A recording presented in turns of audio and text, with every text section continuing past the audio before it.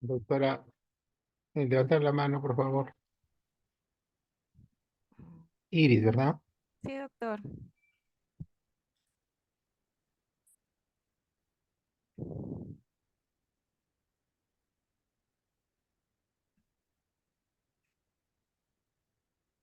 Gracias, doctor. Ya estoy como, ya lo voy a poder compartir. Gracias. Ok, buenas tardes. Hasta luego.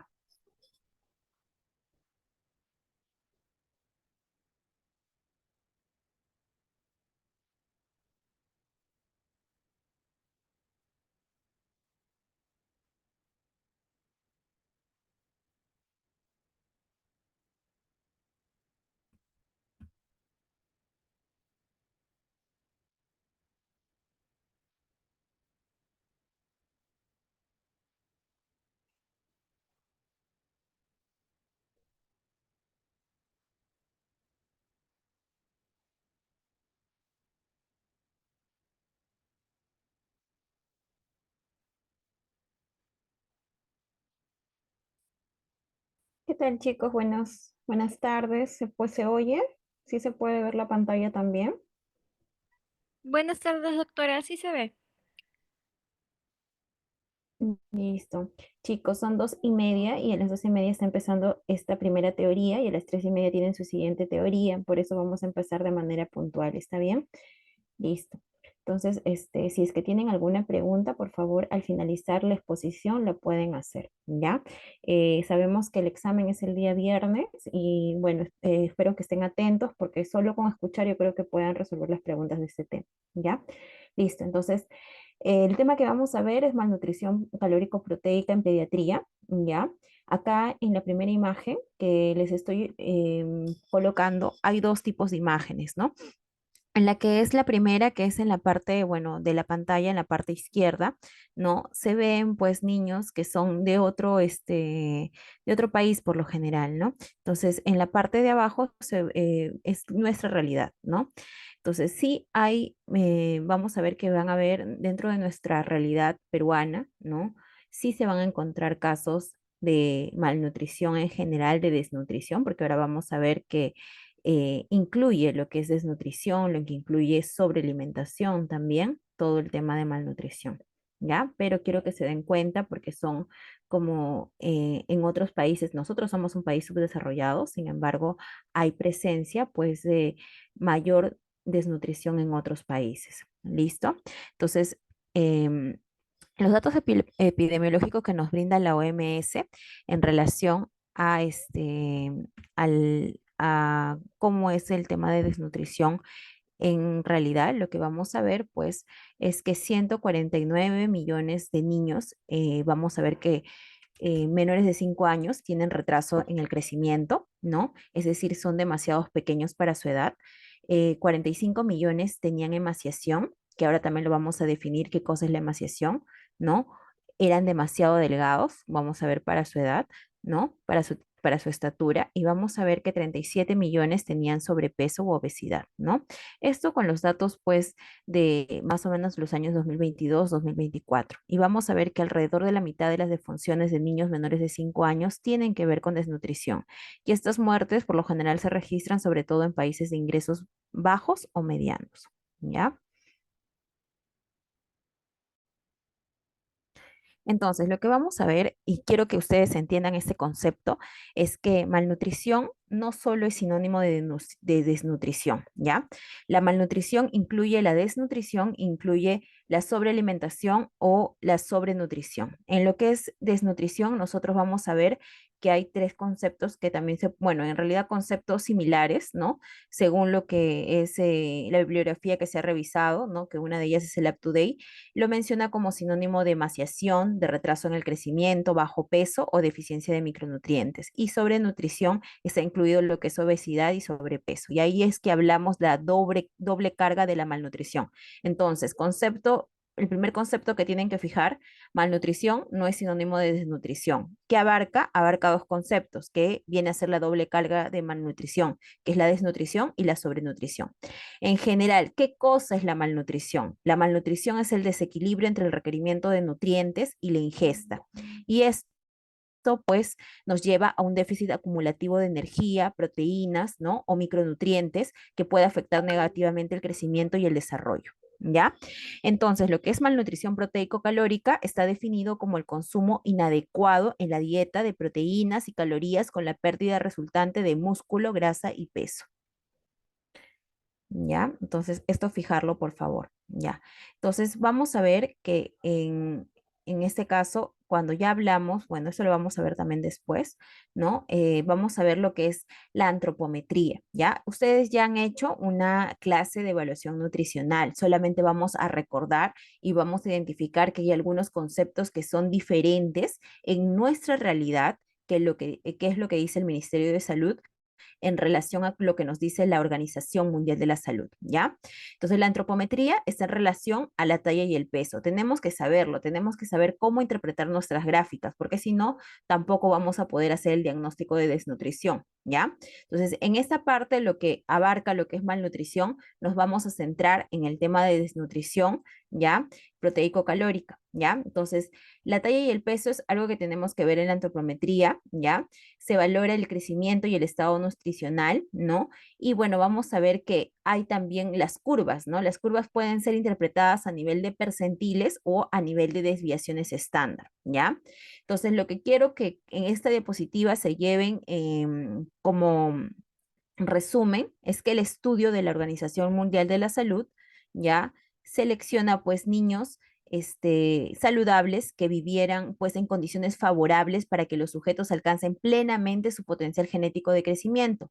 Los patrones así obtenidos describen el crecimiento normal en la primera infancia bajo condiciones ambientales óptimas, ¿ya? O sea, lo que se ha hecho con las curvas de la Organización Mundial de la Salud, ¿no? Se ha seleccionado, o sea, cómo se ha hecho esta curva, o sea, cómo se llegó a tener las curvas de crecimiento, ¿no? Eso es lo que quiero que entiendan, que se realizó estas curvas de crecimiento en relación a un grupo de niños de la misma edad, ¿no? Y viendo cómo era su peso, su talla en relación a cómo crecían, ¿ya? Pero estos niños han sido pues adecuadamente nutridos, ¿ya? Han sido criados en condiciones óptimas, independientemente de la etnia, situación socioeconómica y del tipo de alimentación. Entonces, si nosotros nos ponemos a ver, en realidad pues difiere mucho de nuestra realidad. Podría ser que sí, ¿ya?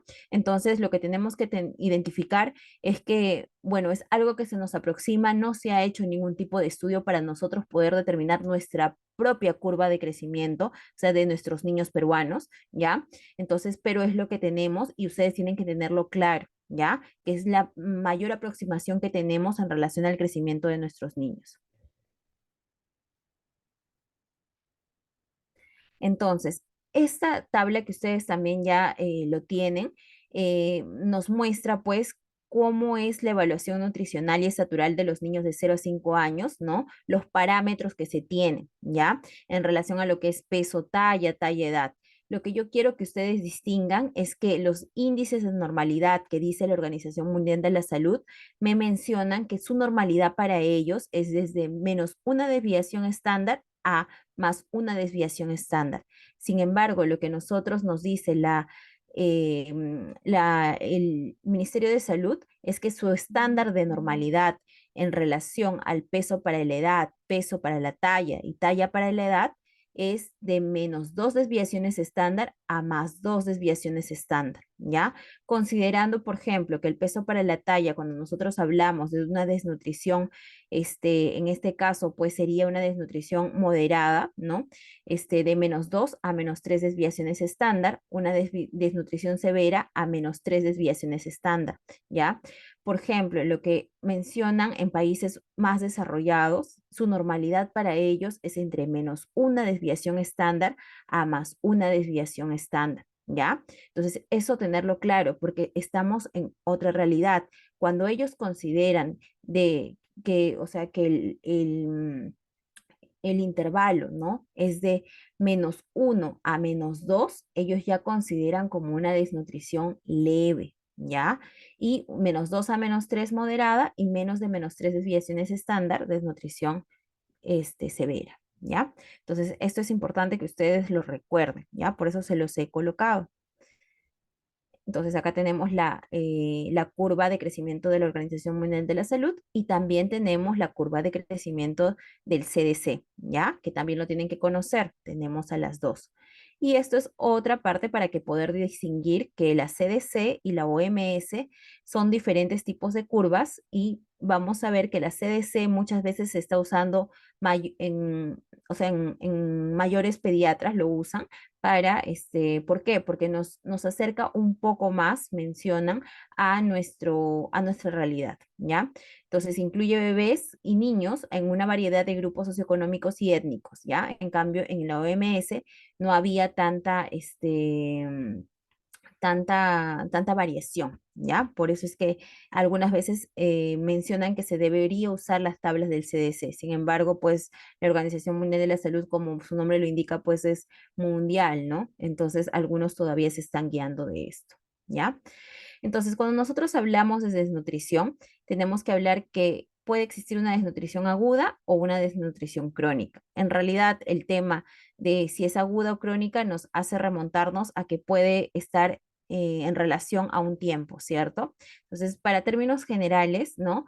Cuando es menor de 3 meses, se menciona que es aguda, cuando es mayor de 3 meses es crónica, ¿ya? Cuando la desnutrición es aguda, por lo general está en relación a baja masa muscular y grasa para la estatura, y crónica cuando hay un retraso en el crecimiento o un deterioro del crecimiento lineal, ¿ya? Entonces, lo que vamos a ver es que puede haberse alterado ahí la talla para la edad. Entonces, antes se mencionaba esto, ¿no? Que lo que existía era que nosotros teníamos tres escenarios, ¿no? Una desnutrición global, una desnutrición aguda y una desnutrición crónica. ¿En base a qué? En base a parámetros que estaban ya seleccionados para nuestras tablas de crecimiento, ¿ya? Entonces, ustedes se van a dar cuenta que hay una tabla que relaciona la talla-edad, ¿no? La talla para la edad cuando es menor a lo que se espera, ¿no? Por ejemplo, si es que es una talla para la edad baja, ¿no? En relación al promedio, ¿no? Se relacionaba con una desnutrición crónica. La desnutrición aguda se relacionaba con la curva que nos relacionaba el peso para la talla y la desnutrición global, el peso para la edad, ¿ya? Entonces ahora nos vamos a adentrar más en lo que es una desnutrición aguda, ¿ya? Y bueno, vamos a ver que dentro de los subtipos clínicos de la desnutrición aguda está el marasmo y el kwashiorkor, ¿ya? Entonces, lo que ya también he visto que han realizado, ¿no? Para nosotros determinar lo que es marasmo y kwashiorkor, tenemos características clínicas, ¿ya? Em, pero también en relación a lo que es el tema de presencia o no presencia de edema. Cuando hay presencia de edema, sí o sí, estamos hablando de kwashiorkor, ¿ya? Y por lo general esto está presente ya cuando hay una desnutrición aguda severa, ¿ya?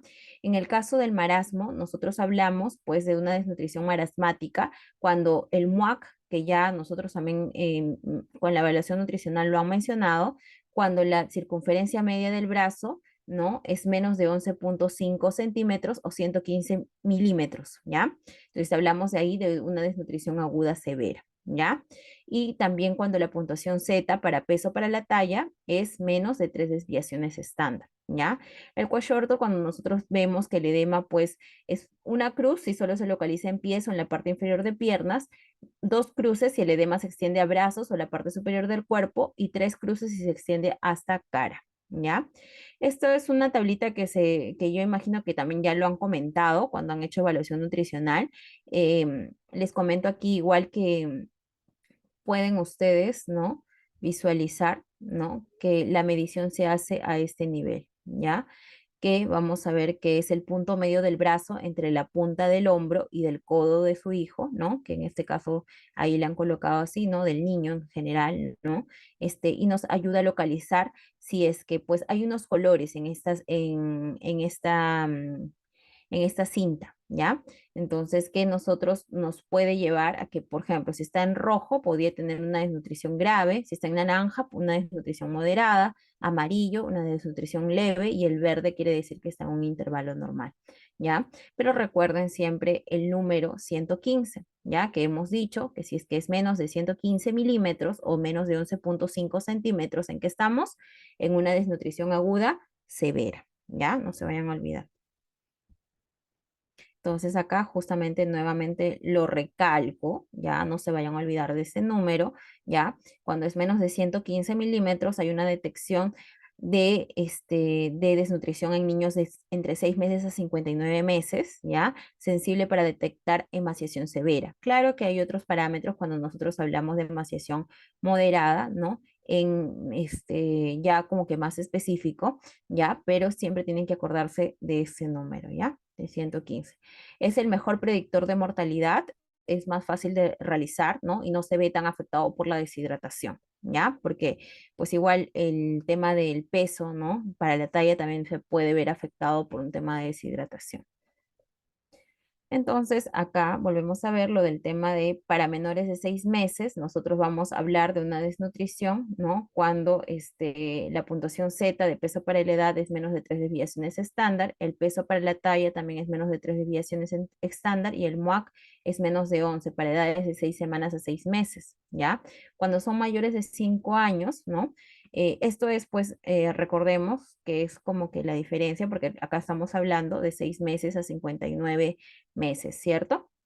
Entonces, cuando es menos de este parámetro, estamos viendo que hay otros enunciados que nos hacen ver cuándo se llama desnutrición. Y cuando es mayores de 5 años, nosotros ya usamos, ¿qué?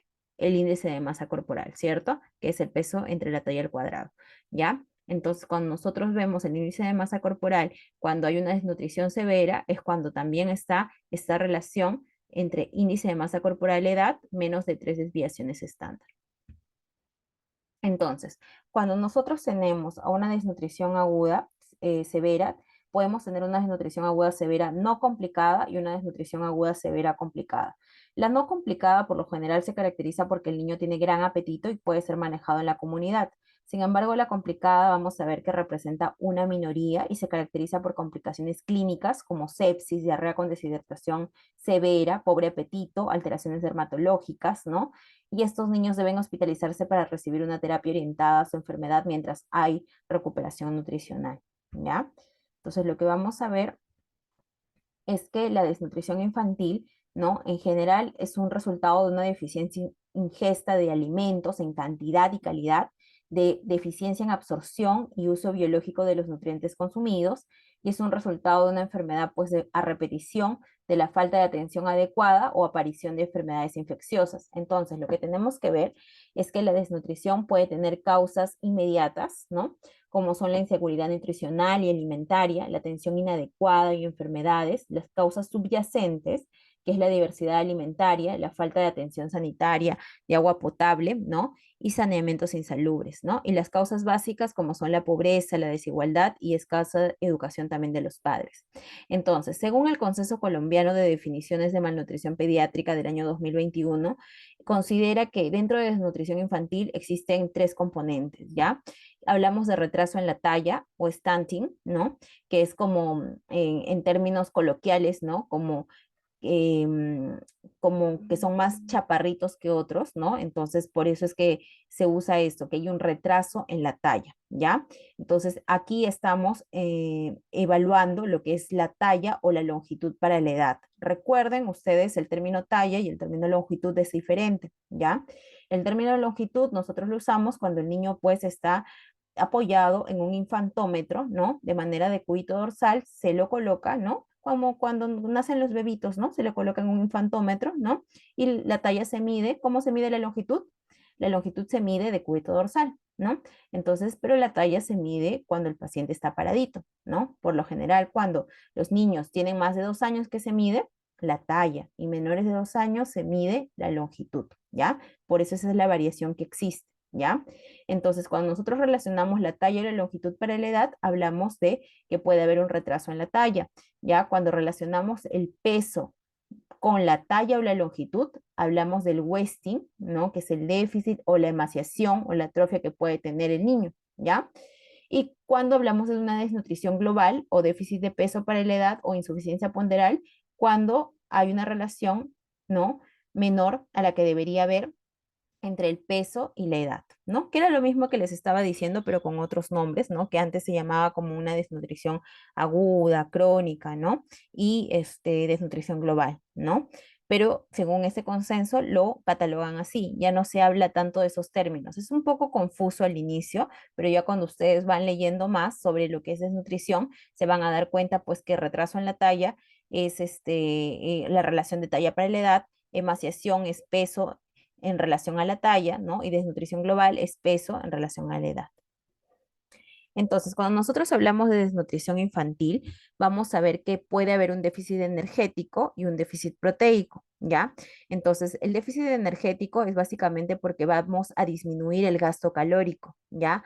Va a haber menos actividad, menos crecimiento, ¿ya? También existe una adaptación endocrinológica, disminuye la insulina, ¿no? La TH, aumenta la hormona de crecimiento, el glucagón, el cortisol, ¿no?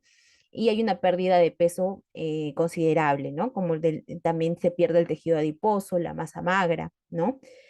Entonces, cuando nosotros hablamos, ¿no? De desnutrición energética, ¿no? Hablamos básicamente de calorías, ¿no? Cuando hay un déficit proteico, vamos a ver que disminuye la síntesis hepática de la albúmina, ¿no? Disminuye la hemoglobina, hay mayor catabolismo de la albúmina, ¿no? Los edemas básicamente se van a producir en el caso de los niños con déficit proteico, ¿no? Que se coashortor, por hipoalbuminemia, retención de agua y de sodio, ¿ya? Entonces, cuando nosotros vemos a nuestro paciente que es que puede tener marasmo o cuashorto, ¿no? Hablamos pues del marasmo cuando es un pequeño con apariencia pues de ancianito, ¿no?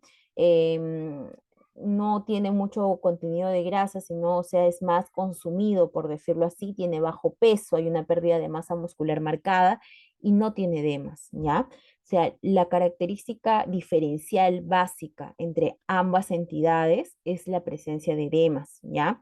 Entonces, el quashortor, cuando nosotros hablamos, es más agudo, ¿no? Es más de proteínas, pérdida de proteínas, ¿no? Ambos se menciona de que los niños tienen como una carita que están como que medios idos, ¿no? Que son apáticos, que cuando, por ejemplo, uno los quiere evaluar, está mucho más irritable que un niño normal, ¿ya? Entonces, el cabello del niño con cuashortor es delgado, pálido, ¿no?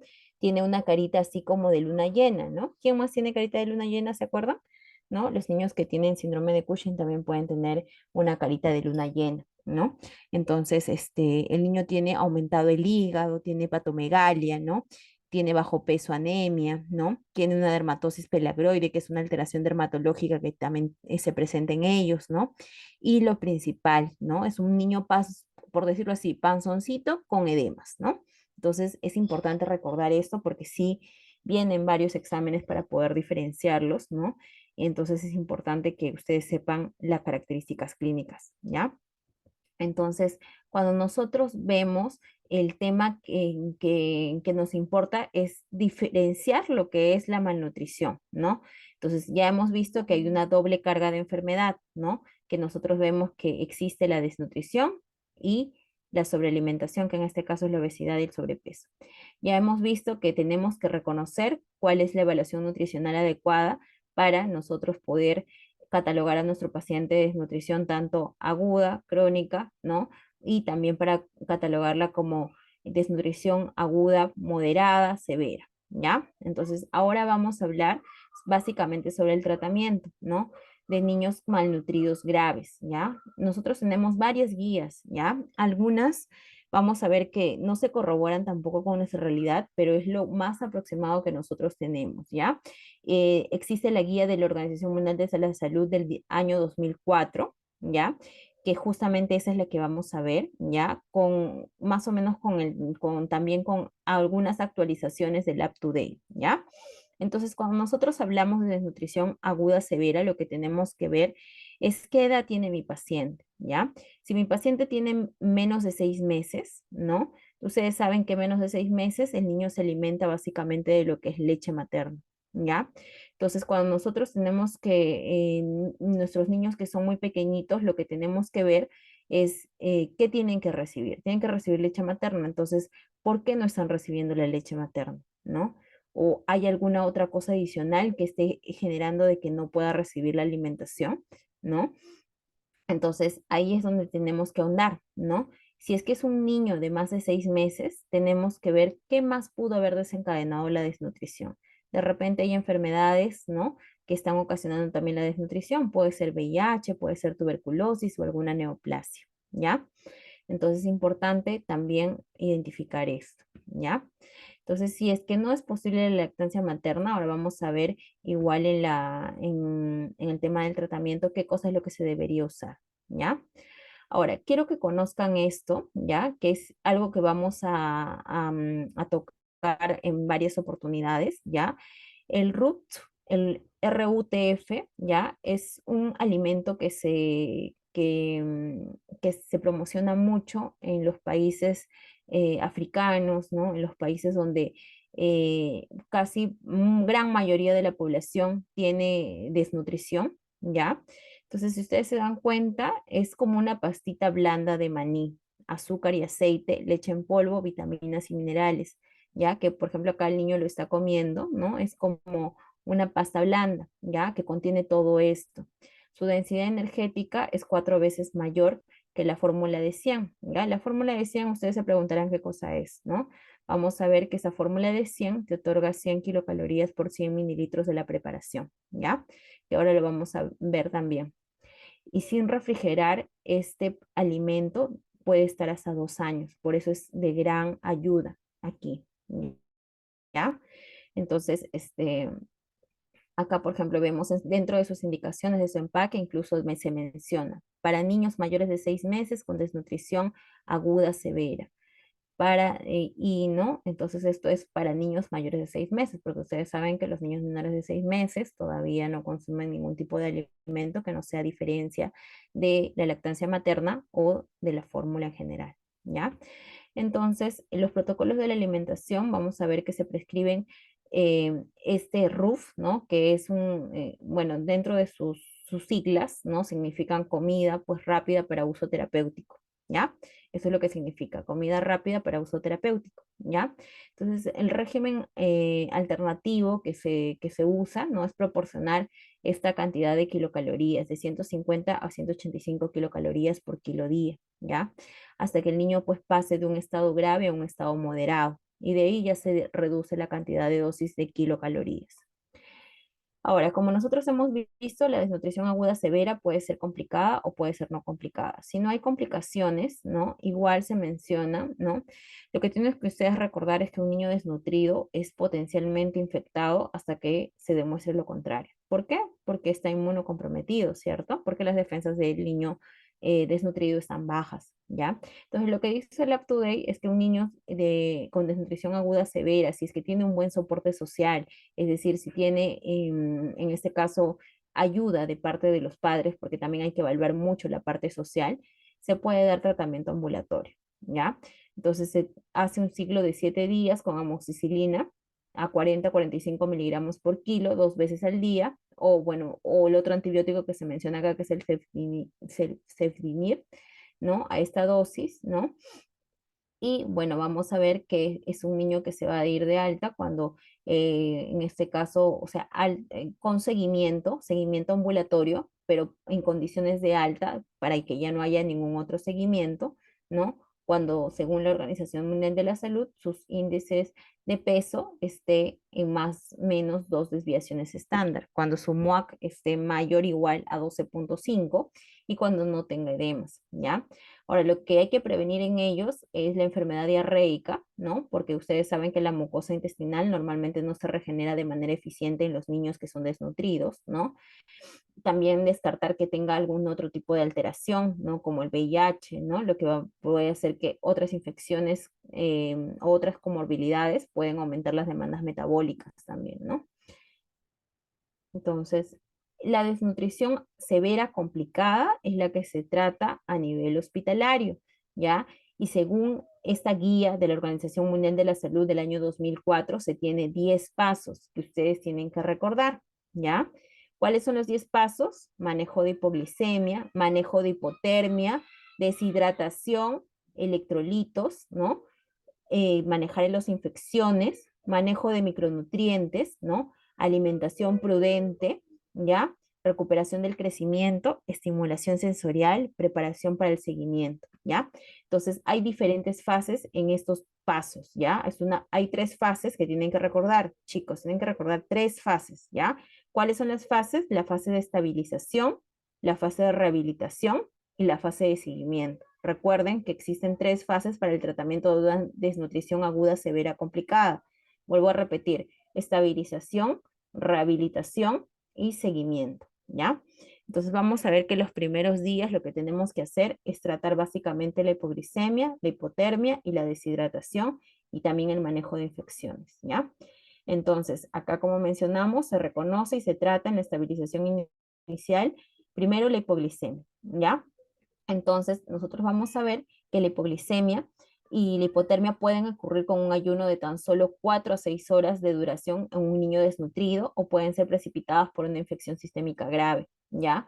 El tratamiento de la hipoglicemia debe iniciarse si la glucosa en sangre es inferior a 54 miligramos por decilitro, ¿ya? Esto es lo que nos dice UpToDate. Ustedes saben que para niños recién nacidos es diferente, ¿ya? Esto lo mencionan entre niños entre 6 meses a 59 meses, ¿ya? Entonces, cuando la glucosa está a menos de 54, tenemos que dar tratamiento, ¿ya? Entonces, ¿qué es lo que nos dicen las guías? Las guías nos dicen que si mi niño está consciente, tenemos que administrar 50 mililitros de solución de glucosa o sacarosa al 10%, ¿no? ¿Cómo se puede llegar a esto? Una cucharadita colmada de azúcar en 3 cucharadas de agua, vía oral o por sonda nasogástrica. Esto es si mi niño me acepta, pues la vía oral, ¿cierto?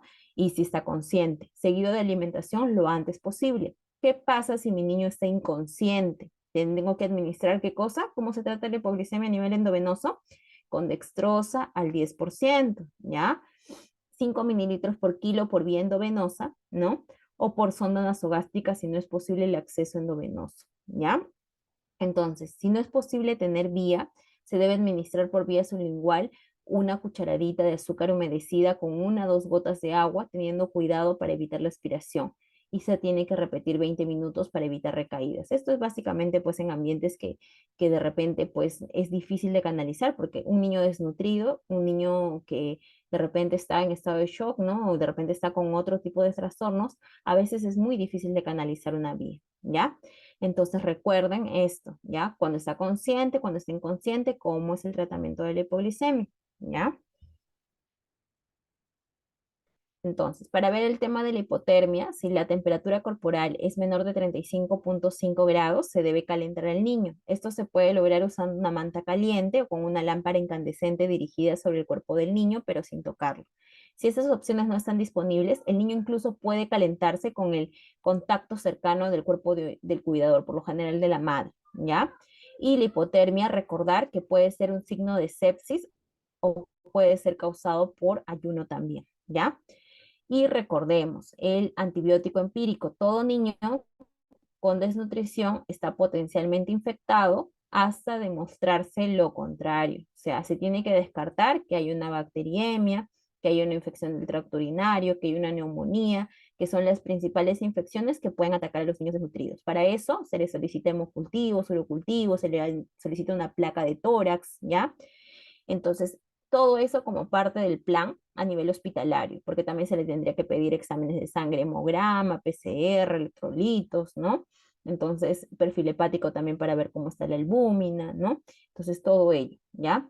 Pero si ya nosotros hemos sacado los cultivos, ustedes saben que de inicio se sacan los cultivos para que no haya interferencia con el tratamiento pues antibiótico, porque si no ya, si nosotros iniciamos mucho antes de sacar los cultivos, el antibiótico ya nos va a salir probablemente negativo los cultivos, ¿ya? Entonces, ¿con qué antibiótico empírico se inicia?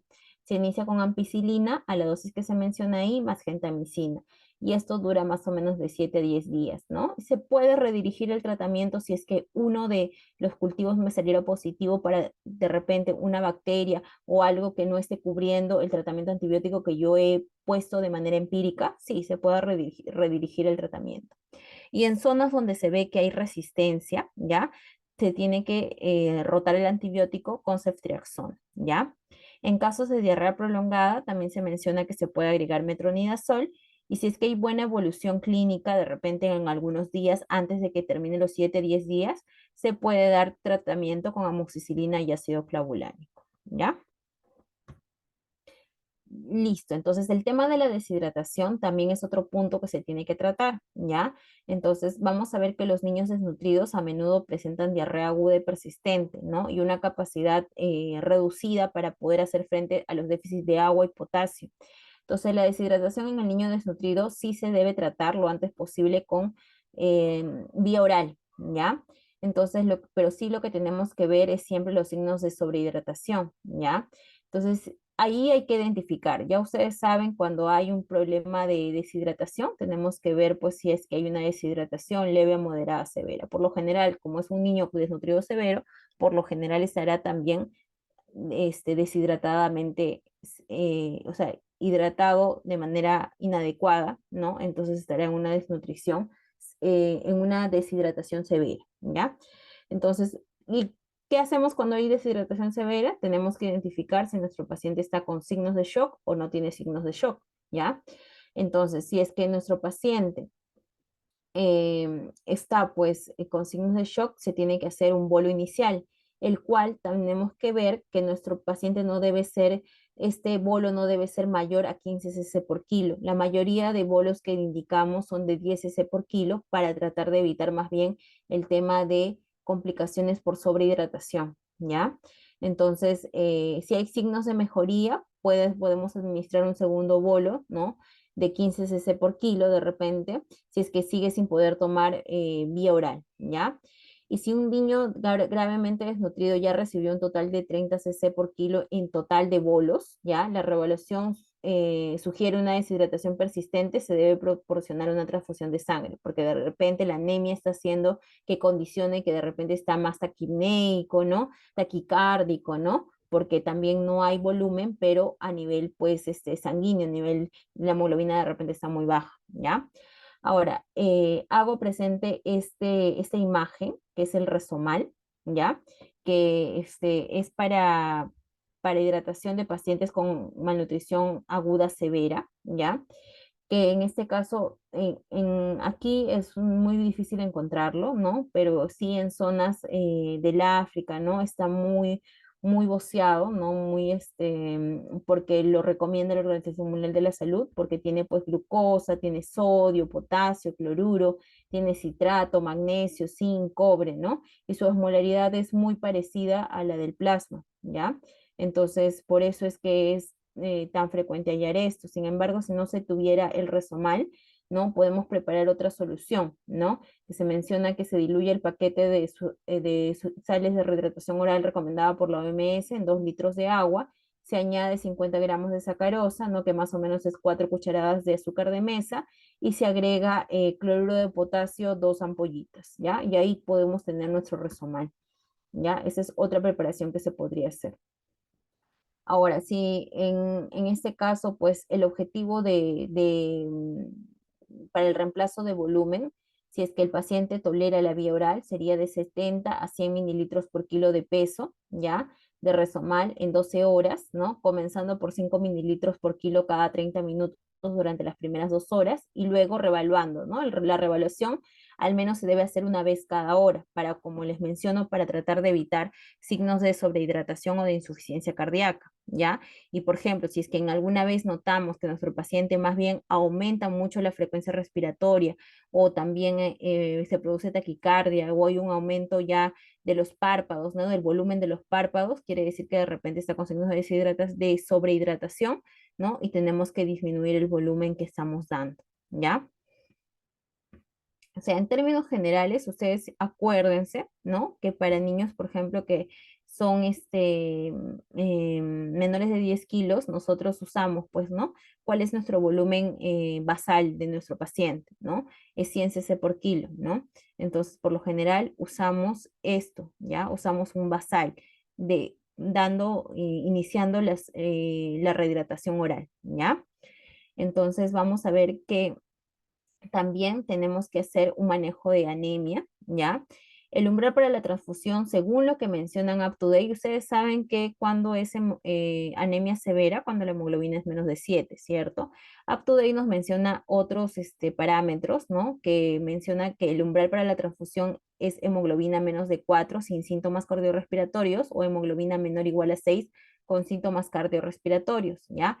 Esto se indica para transfusión de sangre. ¿Ya? Pero sin embargo, nosotros igual recomendamos que cuando esté la hemoglobina menos de 7, ¿ya? Se tendría que transfundir a nuestro paciente. Ahora, el volumen de la transfusión sanguínea, recuerden que no es a 15 cc por kilo como cualquier niño que no es desnutrido, sino es menor cantidad, porque se tiene que tener una restricción igual con el tema del volumen, ¿ya? Entonces, la restricción es que tendría que ser con 10 cc por kilo, ¿ya? Cuando nosotros iniciamos la nutrición inicial, normalmente iniciamos con una fórmula láctea terapéutica, ¿no? Sin embargo, la práctica más reciente es permitir que los niños comiencen inmediatamente con alimentos terapéuticos listos para usar, como el RUF, ¿no? Que es la barrita blanda que les había mencionado, si su apetito es bueno y no existen contraindicaciones, ¿no?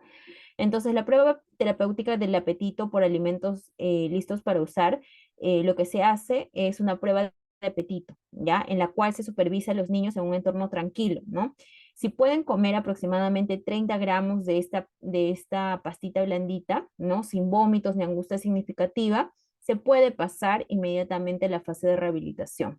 Sin embargo, si es que el niño vomita, ¿no? Todavía tenemos que tener un poco de paciencia. Entonces, existen también otras fórmulas, como les había mencionado, la F75 y la F100, ¿ya?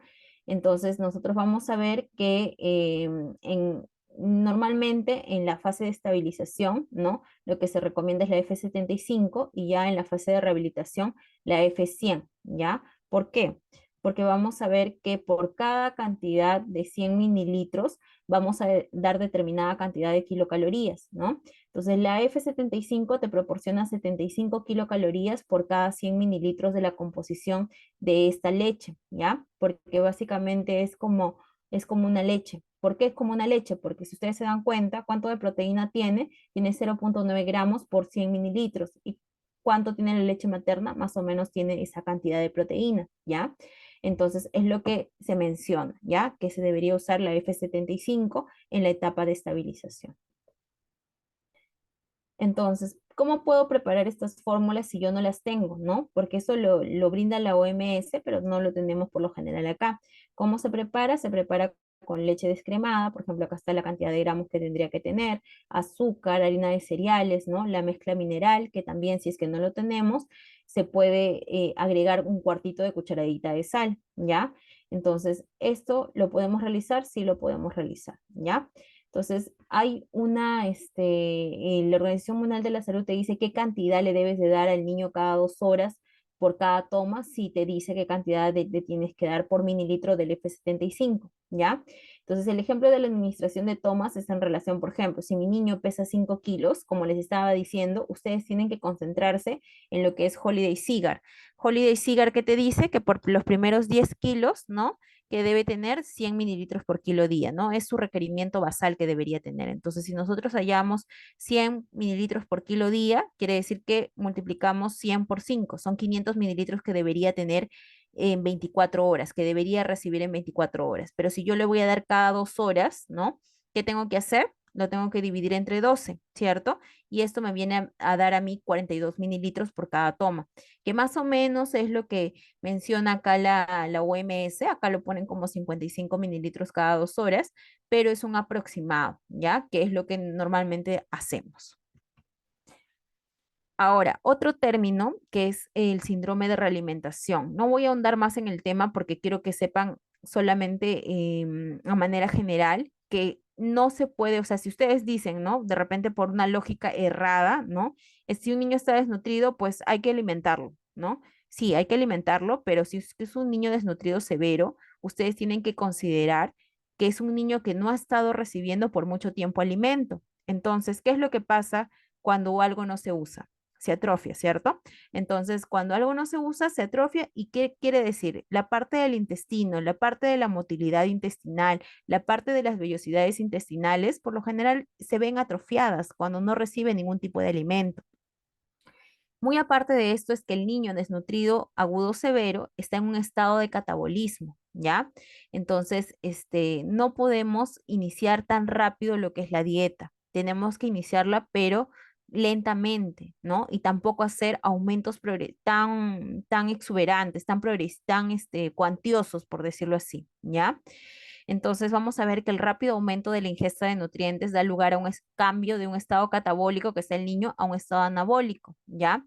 El consiguiente aumento de la secreción de insulina puede provocar hipoglicemia y afluencia de electrolitos extracelulares al espacio intracelular, lo que puede conducir a concentraciones extracelulares peligrosamente bajas de potasio, fósforo y magnesio. Estos son los tres electrolitos que se ven afectados, chicos, no se vayan a olvidar, ¿ya? Se ven afectados el potasio, el fosfato y el magnesio, ¿ya? Entonces, normalmente cuando yo estoy dando a mi niño, ya le estoy dando algún tipo de alimentación, tengo que hacer monitoreo de estos tres electrolitos, ¿ya? Las anomalías electrolíticas y minerales pueden manifestarse como letargo, convulsiones y debilidad muscular, generalmente en los primeros días de rehabilitación nutricional, ¿ya? Entonces no se vayan a olvidar esto. Pasando ya a la fase de rehabilitación, lo que tienen que tener en consideración es niños mayores de 6 meses y niños menores de 6 meses, ¿ya?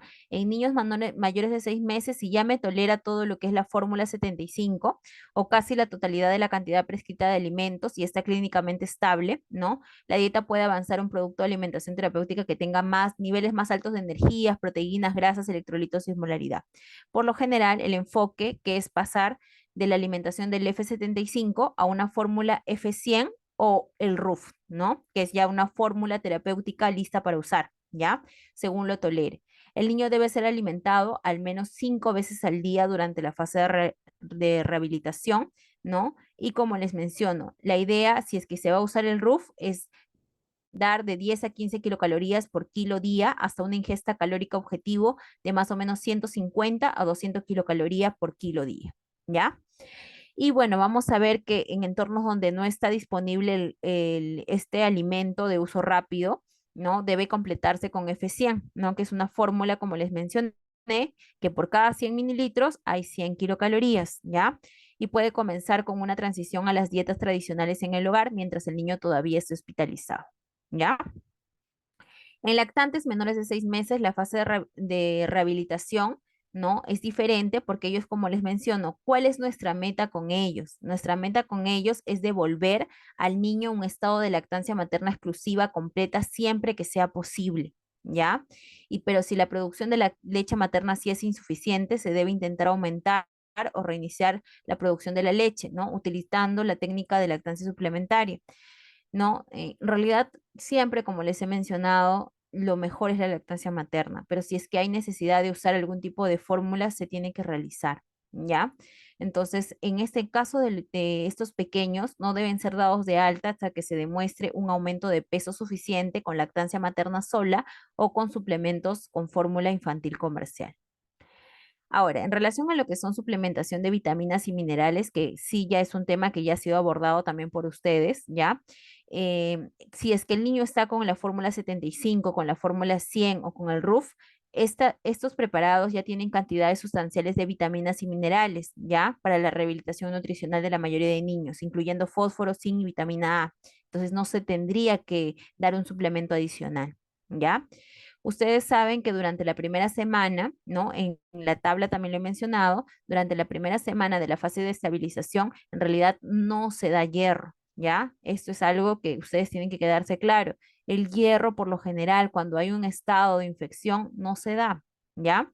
Entonces se da después, ¿ya? Después de la segunda semana ya podemos dar hierro, ¿ya? Entonces a la dosis de 3 miligramos por kilo día. Y los suplementos adicionales, más allá de los contenidos de los alimentos terapéuticos, solo se dan en caso de que se corrobore el tema del déficit. Por ejemplo, se podría dar vitamina A si nosotros vemos y evidenciamos que el niño tiene úlceras corneales, ¿ya?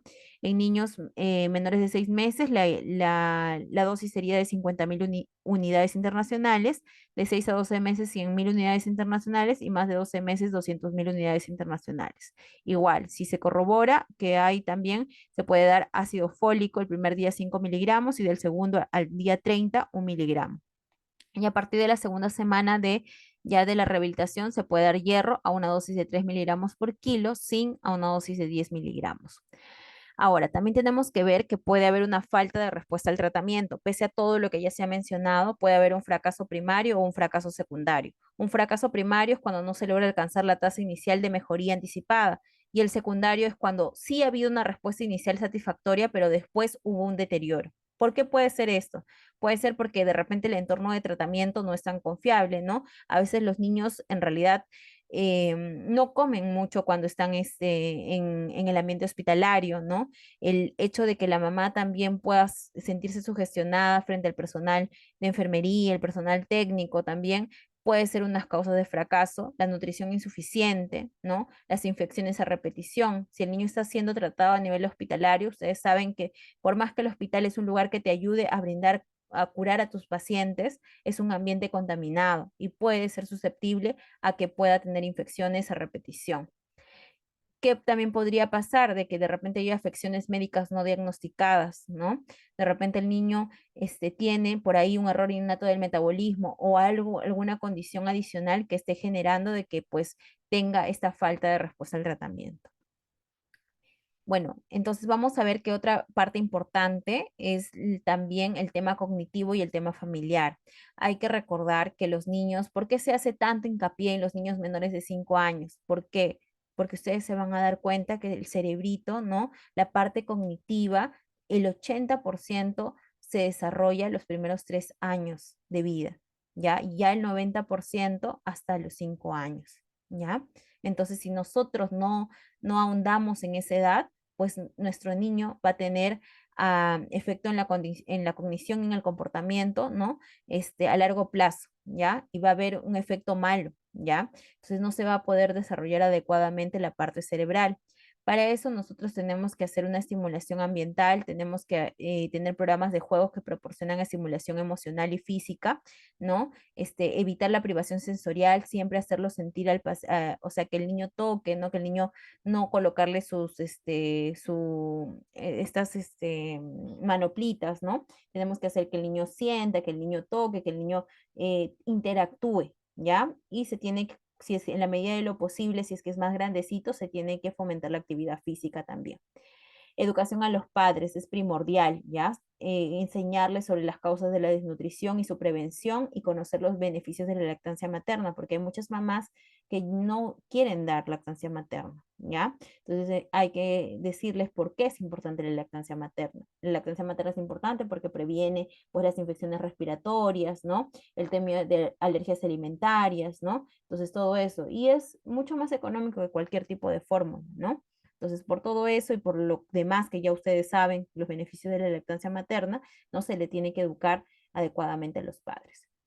Bueno, para concluir ya, los criterios de alta hospitalaria, vamos a ver pues que tenemos que tener en consideración si es que hay parámetros con una afectación menor de 2 desviaciones estándar, ¿no? Ya con eso se le podría dar de alta al paciente, no tiene que haber presencia de edemas por más de 2 semanas y sobre todo considerar el ambiente social. Si un niño no está o es por el tema de los cuidadores que no ha recibido, ¿no? Una adecuada ingesta de alimentos, ¿no? ¿Por qué?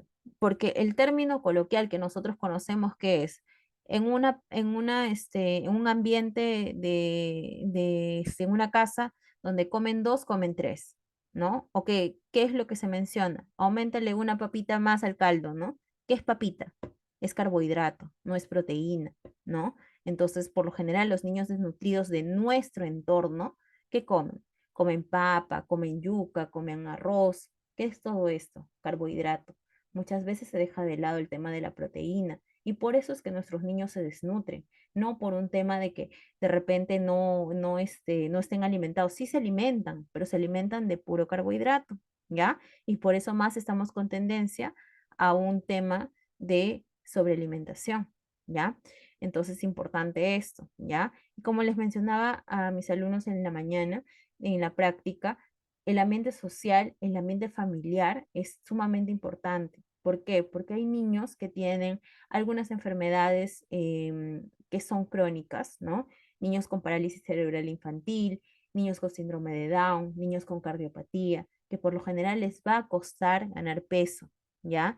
pero la mamá tiene que estar ahí pendiente, ¿no? El familiar tiene que estar pendiente. Si es que el familiar no está pendiente o se desentiende de la enfermedad del paciente, ¿no? Entonces ese niño es muy susceptible de que pueda tener desnutrición a corto plazo, ¿ya? Entonces, y también tenemos que tener en consideración que jamás se tomará la ganancia sostenida como un criterio de alta, ¿ya? ¿Por qué? Porque tenemos que ver a costa de qué está ganando, ¿no? Entonces, si es que, pues tenemos que tener un seguimiento, ¿no? Entonces, las fases que les he mencionado del tratamiento no solamente es la estabilización y la rehabilitación, es el seguimiento que tú haces a tu paciente, ¿no? De acuerdo a cómo está su peso, cómo está su talla, ¿no? A veces se lo cita mucho más pronto, ¿no? Porque de repente es un bebé, un lactante de 10 meses, ¿no? Entonces, normalmente a menos de un año de edad, ¿cuánto lo citas? Cada mes, ¿cierto?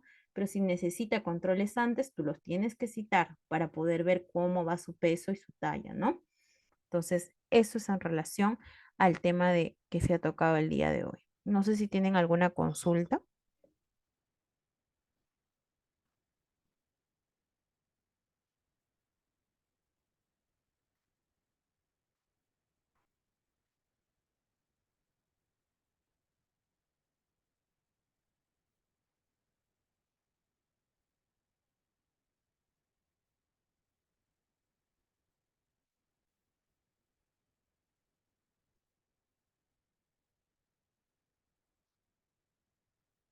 Doctora, ¿tenemos el RUFT en el país o continuamos con el F100 nada más? Nosotros no tenemos, ¿no? Está más comercializado en países como les mencioné si nosotros somos subdesarrollados, hay países mucho más subdesarrollados que nosotros, ¿no? Entonces, como es en la parte del África, ¿no? Entonces, pero como les menciono, ¿no? Es una buena alternativa, sí, es una buena alternativa que ha dado la Organización Mundial de la Salud, ¿no? Para países mucho más subdesarrollados. Nosotros podemos elaborar, ¿no? El F100, el F75, ¿no? Pero por lo general, cuando nosotros estamos en un ambiente hospitalario, ¿no? Y, por ejemplo, nuestro paciente no nos tolera la vía oral, cuando nos tolera la vía oral, podemos iniciar suero de rehidratación, que no es lo ideal, ¿no? Lo ideal es en niños menores de 6 meses tratar de ver lo que es lactancia materna, en niños mayores tratar de preparar, hacer ese preparado, ¿no? Que se ha mencionado, ¿no? Porque es diferente también, ¿no? Ahora, hay fórmulas también que, por ejemplo, en niños desnutridos usan también, ¿no? Que son las fórmulas extensamente hidrolizadas, ¿no? Para tratar de evitar de que haya, pues solamente a veces cuando un niño, por ejemplo, está en la UCI, ¿no? Que está mucho tiempo sin recibir ningún tipo de alimento, ¿no? Para tratar de reavivar, ¿no? Las vellosidades intestinales. Lo que se hace ahí es dar esta fórmula extensamente hidrolizada, ¿no? Y se da más o menos en, o sea, en infusión continua, como nosotros lo decimos, con bombas de alimentación, ¿no? Lo damos, sí, por su sondita, pero por ejemplo, todo el volumen lo colocamos en 20 horas, o sea, se va administrando de poquito en poquito su leche, ¿no? En 20 horas, ¿no? A veces eso es la diferencia que existe, ¿no? Porque si es que tuviéramos todos estos elementos, podríamos iniciar mucho más rápido, sí podríamos iniciar más rápido, ¿no? Pero no lo tenemos.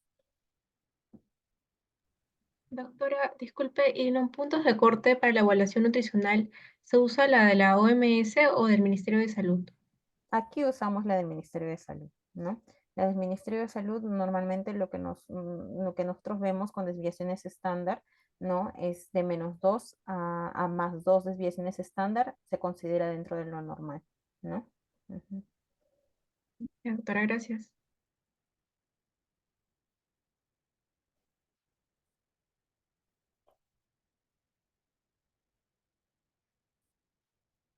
Bien, chicos, espero que todo haya quedado claro, ¿no? Si ustedes se han dado cuenta, igual he sido un poco enfática en repetir algunas cosas, ¿no? Entonces, porque es lo que ustedes, como les menciono siempre a mis alumnos, ¿no? De práctica, es muy difícil de que ustedes aprendan todo, ¿no? Porque incluso a nosotros se nos puede pasar algunas cosas. Y son tantos temas en pediatría que lo ideal es llevarse lo que sí o sí deberían saber de cada tema, ¿ya? Entonces, lo que he tratado de repetir constantemente, eso es lo que ustedes deberían saber. Los 10 pasos cualquiera les va a preguntar en cualquier momento cuáles son los 10 pasos para poder nosotros ver el tema de desnutrición aguda severa, ¿ya? Cómo se trata a nivel hospitalario. Eso es lo que ustedes tienen que saber, sí, tener una noción. Las diferencias entre qué cosa es desnutrición, qué cosa es sobrealimentación, ¿no? Cuáles son los puntos de corte, ¿no? Ahora que se usa el MUAC, también cuál es el punto de corte para poder hablar de desnutrición aguda severa, ¿ya? Eso es lo que ustedes se tienen que llevar en consideración y cómo es que se hidrata, cómo es que se hace el manejo de hipoglicemia, ¿no? En pacientes desnutridos, eso también, ¿ya? Listo, chicos, ya siendo 13:28 para dar pase a la siguiente teoría, bueno, cancelamos el Zoom para que puedan entrar a la siguiente teoría. Cuídense mucho, nos vemos hasta el siguiente tema que es después del tercer examen. Gracias, Gracias, doctora. Hasta Gracias, luego. doctor.